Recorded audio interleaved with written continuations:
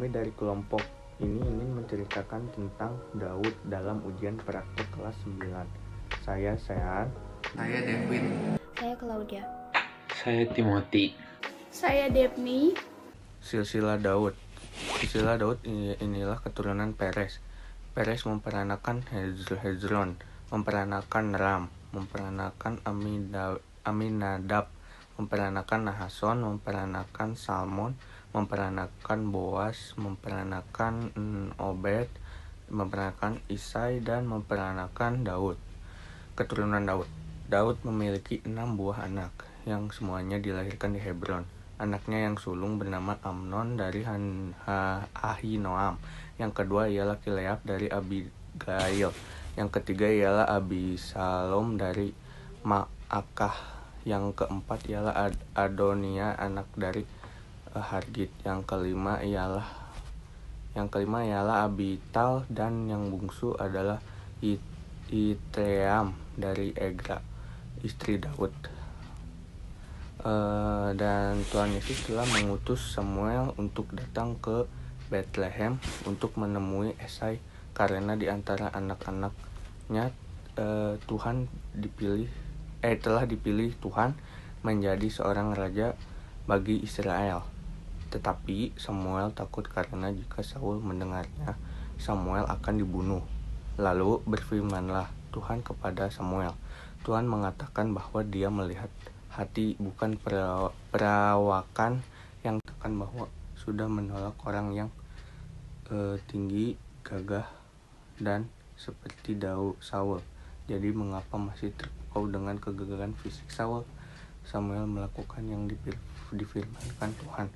Setelah itu Samuel menyuruh Esai memanggil ketujuh anaknya satu persatu, tapi Samuel berkata, bukan orang ini yang dipilih Tuhan, dan masih ada tinggal yang bungsu, tetapi sedang mengembalakan domba, kata Esai, dan sambil menyuruh datang ia kemarah-marahan, mata indah dan perasaannya elok.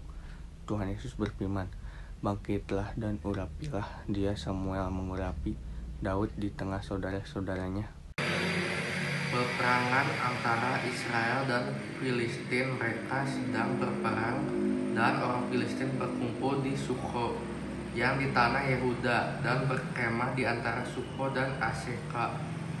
Di Efes, Damim dan Sahul dan tentara Israel berkumpul dan berkemah di lembah Terbatin dan mengatur barisan, dan mereka berbaris di antara lembah. Lalu keluarlah pendekar dan tentara orang Filistin yang bernama Goliat dari Gat, yang memiliki tinggi 6 hasta sejengkal dan pakaian perang lengkap. Dengan perlengkapan perang yang Goliat miliki, ia menantang bangsa Israel untuk seorang lawan seorang. Jika seorang tentara Israel dapat mengalahkan dia, maka dia akan menjadi hamba-hamba Saul. Dan sebaliknya, mendengar itu Saul dengan tentaranya cemas. Ketika ketiga anak Isai yang benar-benar pergi berperang mengikuti Saul, tinggallah Daud, anak Isai yang bungsu. Daud selalu pulang dan mengembalakan domba-domba ayahnya di Bethlehem. Isai menyuruh Daud untuk memberikan kakaknya berti gandum dan roti 10 ini. Dan besok pagi Daud dengan cepat pergi ke peperangan dengan bangsa Israel, dan bangsa Filistin sudah berbaris berhadapan. Ketika bangsa Filistin sudah dekat, majulah Goliat yang menghina Israel. Nyala pedang dan dihunusnya dari sarungnya, lalu menghabisi dia di pancung nyala kepala orang Filistin, dan dibawanya Daud ke Yerusalem. Persahabatan Daud dan Yonatan. Yonatan anak Saul tidak mengikuti ayahnya membenci Daud, tapi Yonatan mau bersahabat dengan Daud. Yonatan mau menolong Daud, melindungi Daud dari kejaran ayahnya yang sangat membenci Daud, karena rakyat selalu memuji Daud yang mengalahkan orang Filistin. Daud melarikan diri karena Saul menyerang dia. Maka, walaupun Saul hendak membunuh Daud, Yonatan tidak bisa memenuhi kehendak ayahnya karena hal tersebut bertentangan dengan kebenaran. Sampailah Daud ke Nob kepada Ahimelek, imam itu, yang bertanya pada Daud. Kemudian Daud membalasnya bahwa raja menugaskan dia. Kemudian Daud lari Pada hari itu juga dari Saul menuju Gad. Kemudian Daud lari dari sana dan melarikan diri ke Goa Adulam. Dari sana, Daud pergi ke Mizpah di Moab. Daud di Kehila bersama orang-orang Kehila dan berperang dengan orang Filistin. Demikianlah Daud menyelamatkan penduduk Kehila. Ada kejadian di mana Tuhan menguji Daud adalah ketika Saul sudah ada di depan Daud dan anak buahnya sendirian dan dalam keadaan tidak siap. Yang kedua adalah ketika Daud dihina oleh seorang bernama Nabal. Saul melanjutkan pengejarannya dengan memburu Daud ke En-Gedi. Daud hanya memotong punca jubah Saul, tetapi tidak membunuh Saul karena Daud tidak mau mengangkat tangannya untuk melawan orang yang telah diurapi Tuhan. Bagaimanakah seseorang menunjukkan hormatnya kepada Allah?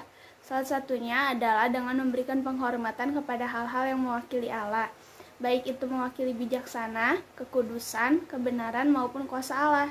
Daud mulai menunjukkan wibawanya sebagai pemimpin perang. Ketika Saul memanggil Daud, Daud tidak lagi takut, tetapi kali ini Daud siap untuk menghadapi Saul karena Daud percaya bahwa Tuhan akan selalu melindungi Daud meskipun ia di dalam kesesakan. Kematian Saul memang bagian dari penghukuman Allah atas ketidaktaatan Saul sebagai raja yang diurapi Tuhan. Bersama dengan kematian Saul dan ketiga putranya, Israel pun kalah di tangan Filistin. Artinya, kematian Saul layak untuk direnungkan, bukan hanya sekedar dari kegagalan Saul yang terus-menerus disoroti di 1 Samuel ini. Daud menerima kabar kematian Saul. Kitab 2 Samuel diawali informasi tentang kematian Saul dan bagaimana ketika Daud menjadi raja atas Yehuda. Walau Daud tahu bahwa ia akan menjadi raja dan meskipun waktu itu kelihatannya tepat karena Saul sudah tiada, Daud tetap menanyakan hal itu kepada Tuhan. Daud tidak ingin bergerak mendahului Allah meski janji Allah untuk menjadikan Daud sebagai raja kelihatannya hampir tergenapi. Karena itu ia butuh petunjuk. Daud merebut Yerusalem dan menetap di sana. Hiram, raja negeri Tirus, mengutus Daud dan mendirikan istana bagi Daud. Lalu Daud pun tahu bahwa Tuhan menegakkan dia sebagai raja atas Israel dan mengangkat martabat pemerintahannya. Daud mengambil lagi beberapa gundik dan istri dari Yerusalem dan masih melahirkan anak laki-laki dan perempuan. Di barat, ia berperang melawan Filistin, di timur ia melawan orang Moab, di utara melawan Aram, dan di selatan melawan Adom. Daud menyuruh memotong urat keting segala kuda kereta untuk menjamin tidak ada serangan lagi. Demikian Daud memerintah Israel dan menegakkan keadilan bagi bangsanya. Kemenangan-kemenangan Daud yang Tuhan memberikan kemenangan kepada Daud manapun ia berperang. Daud pun pulang dan mendapat nama. Ia menewaskan 18.000 orang Edom di lembah Asin. Maka dari itu, marilah kita mulai sekarang untuk bersungguh-sungguh kepada Tuhan, saling mengampuni kepada orang yang bersalah, belajar dari kegagalan untuk menjadi lebih baik seperti yang dilakukan oleh Daud. Kesimpulan dari tokoh Daud, kedewasaan Daud terjadi melalui proses belajar di mana hati yang rela menerima teguran. Proses belajar mendatangkan perubahan pribadi secara keseluruhan, pikiran, perasaan, dan kehendak dan roh. Kegagalan Daud menjadikan kita mawas diri terhadap kelemahan yang kita miliki.